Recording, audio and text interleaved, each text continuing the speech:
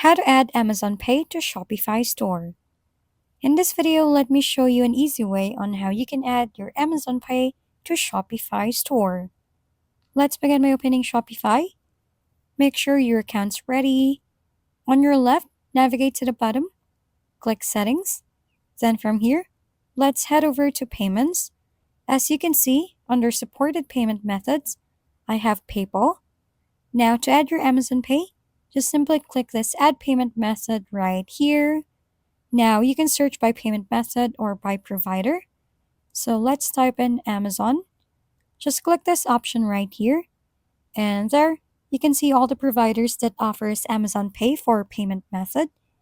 If you're decided, choose the provider you want.